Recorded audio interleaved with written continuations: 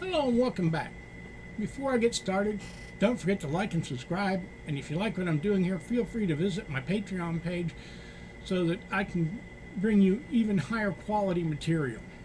Over the weekend, FINA, the International Swimming Federation, voted to ban male to female trans athletes who did not start their transition to female by the end of Tanner Stage 2, which is approximately 12 years of age, from competing in the women's category events. They did, however, announce that a new category would be created, the open category, where trans athletes will be able to compete. This all came about with University of Pennsylvania swimmer Leah Thomas winning the 500 meters freestyle at the 2022 NCAA Women's Championships. Leah, born Will, had been a 3-year member of the men's swim team at Penn, during which his highest ranking was 65th in the men's freestyle, with an overall ranking of 89th according to the website SwimCloud.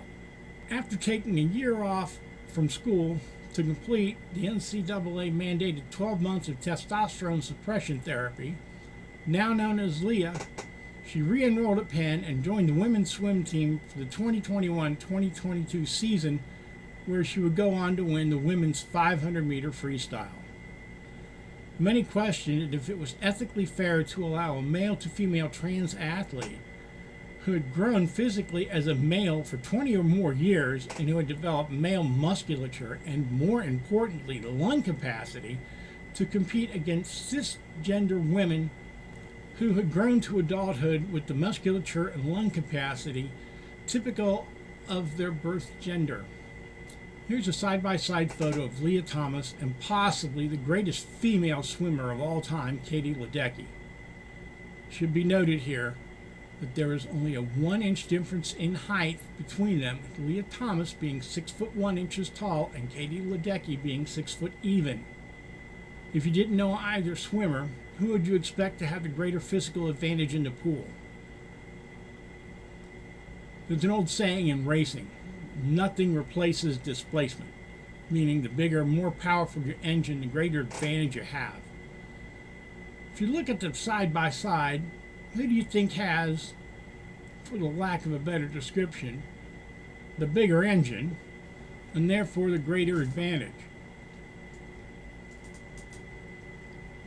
If Leah Thomas had truly felt like a woman in a man's body, then why did she wait until her junior year of college, when it had become very apparent that Will's dream of being a championship swimmer was never going to happen, to come out and announce to the world that the time of transition had come? And out of a year-long cocoon appeared Leah. By the way, Leah, then Will, did not have to take a year off from school to do the hormone therapy.